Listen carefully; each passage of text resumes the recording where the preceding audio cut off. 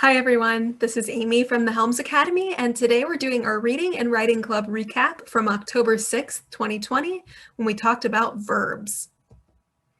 So let's start with some key vocabulary. First of all, a verb is an action or a state. So for example, you could say, he jumps around. Jumps is an action that we're taking. That's the verb of the sentence. But you also could say, he is silly. And that's just the state of being. That's who that person is. It's not something they're necessarily doing. So it can be both an action or a state depending on the verb. Most often they're easiest to identify when they are an action. Now we have the word conjugate on here, and to conjugate means to make a verb match the subject and the time appropriately. So for example, if you look to the bottom of the screen here, I have the words I, you, he, she, it, we, you, and they. And you may see on there too, you is on there twice because it can be both singular, just you, one person, or it could be plural you with a whole group. Either way, we're actually going to conjugate them the same. Now with these words, so if we think about something like if we wanted to say the present tense, so it's happening now, we'd say I jump, you jump, he, she, or it jumps. So we have to add that S if we are working with he, she, or it. And then we could say again, we jump, you jump, they jump. So really the he, she, and it is the standout here of the one that may look different in different circumstances. But it's thinking about which verb, which style of verb goes with the word that we're using and what time are we using it. So in that case, we were giving some present tense examples and seeing how it went with different subjects. The last word that you may hear or phrase is subject-verb agreement, and that's ensuring that whatever I say in the subject matches with what I say in the verb. So again, if we have he, she, or it, we would change it to he, she, it jumps. He, she, it goes instead of go. So it's being aware of those changes throughout. Now I include this slide so that you can get a look at the many different types of verb tenses that we have. English has a lot of different options when we talk about the ways to conjugate a verb. And more than just knowing all these names and memorizing this chart, I'd like for you to take a moment, maybe pause the video here, and just look at all the different ways that we can use verbs in English. This is to give you an idea of the ways that you might see verbs in action. And again, the idea with taking the HiSET or the GED test is not to memorize this whole chart, but to have an awareness of the different forms that verbs can take and what the appropriate structures are. So one thing to think about, for example, is let's look at the present perfect. That's the third row down. So we could say, it has rained a lot lately, or it has not rained a lot lately. So we see both a positive and negative. And then if we wanted to change it to a question, the structure changes a bit. We'd say, has it rained a lot lately? So we need to keep in mind that things can change in their structure if we're stating them or if we're asking a question. And we also should keep in mind things like, where do we add the word not when we are writing certain verbs? So with that, I will encourage you again to stop and pause here and take a look at the different forms that verbs take on this chart, and we will continue to move along. So we're going to cover 3 rules here. The first big rule is to make sure that your verbs are correctly conjugated. So for example, you might see my sister and her friend. Do we want to say likes or like to go to the beach on the weekends? Well, I want to encourage you to make sure you're looking at the whole subject. So if I just said her friend likes to go to the beach, that's right. But because it's my sister and her friend, that turns into more than one person. So it's they.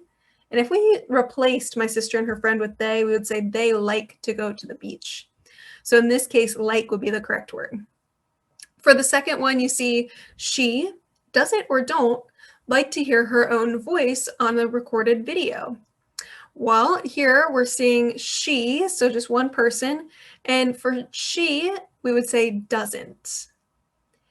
Remember, we would say I don't, you don't, we don't, but he, she, or it doesn't.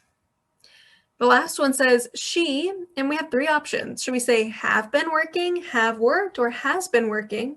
since this morning? Well, oftentimes if you see something like this, one quick way to root it out is just to look at that first word in our options. We know that she will always go with has and not have. So we can automatically get rid of those first two options, and we know it's she has been working. For our second rule today, it is don't let the prepositional phrases confuse you. Now, we talked about some prepositions today in our class, and some of the ones we mentioned were on, in, over, under, with, to, of, from, beside. Think about words that help you to identify the position or location of something. So here we have, for example, the first sentence. A large trailer with 3,000 bananas tip or tips over slowly. Now, when we're deciding what verb to use, we need to look at the subject at its core and not at the prepositional phrase. So first, we identify the prepositional phrase, with 3,000 bananas. Whew. So that information is telling us more about the trailer, and it's not actually telling us what the verb should be, because it's not the bananas that tip over, it's the trailer. So we need to make sure we're highlighting, as you see in blue there, what the subject is, a large trailer, so that we can pick the right word, tips. Now for the next one, it says 300 students with one big request go or goes to the White House to make their demands. Well, with one big request is the prepositional phrase here. So who is our subject? The 300 students. So think about big group of students, right? 300 of them. So we're going to use they, and we would say they go. So 300 students go to the White House. And again, that prepositional phrase is fine there. Grammatically, it makes sense. We just need to know to remove it so that we can figure out what the subject is and figure out how it pairs with the verb, and that'll make it a little easier. One suggestion is that if you have a paper test that you're able to scribble that prepositional phrase out on or put it in brackets just to help you identify it, that'd be a great tool to use. You might also use your thumb on a screen to cover it up, so that way it'll be a bit easier to navigate what's the subject and how does it go with the verb. The last one here says the documents from your comprehensive medical file is being or are being sent to you now. Well, again, our prepositional phrase is from your comprehensive medical file, and it's the documents that we really are focusing on. The documents are being sent to you now, not the medical file. And if it were the medical file, we would say the medical file is being sent to you now. But because that's not what's being sent, it's the documents, then we need to say are being to match it with the subject. For our last rule today, we want to keep times consistent. So for example, in this first one, it says she went to 3 stores last week, but they don't or didn't have bananas. Well, it was last week, so we need to use the past tense form didn't.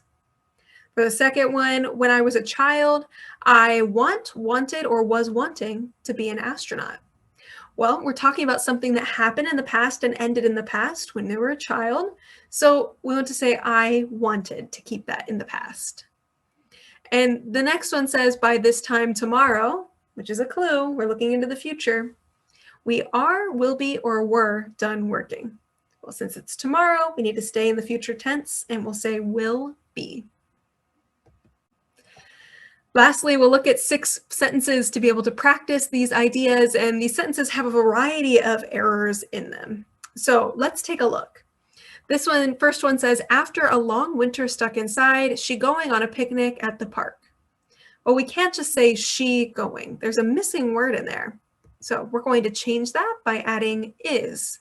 Anytime we have an ing, we need to have a be verb with that. For example, she is going, she was going, she will be going. For the second one, it says, you been to the store recently? Now, this sounds like something that we might ask one another. Absolutely. In speaking and casually, we might say this sentence. But if we're writing it and we want to use the correct grammar, we need to say, have you been to the store recently? For the third one, it says, I am working in the garden when he arrived. Well, here we have 2 different tenses, right? I am working and he arrived. So we need to make a correction, and there's 2 ways we could do that. We could say, I was working in the garden when he arrived, or I am working in the garden when he arrives. For the fourth one, I will write my exam this time next week. So this one we would say, I will be writing my exam, or I will write my exam, but we couldn't say I will be right. That would be incorrect. So two options for how we could fix it. For number 5, it says we haven't go to the theater since March. But instead of go, we need to use what's called the past participle. So you could say we haven't gone to the theater since March. We haven't been to the theater since March. We haven't visited the theater since March. So with all of those, they would make sense grammatically, but we need to use that past participle after haven't. And for the last one, number 6, she should have told you sooner. Now, this might sound correct when you say it out loud, but when we write it, it should look different. It's not the word of there, but what we're thinking is should have, like the apostrophe VE, which really means should have. So we could say she should have told you sooner, or she should have told you sooner with an apostrophe VE to show have. Thank you so much for joining me today for this Helms Academy Reading and Writing Club recap. I hope you'll check us out with all of our other videos on YouTube, and don't forget to subscribe to the channel so you get all the latest updates. You can also find the Helms Academy on Facebook, Instagram, and at helmsacademy.org.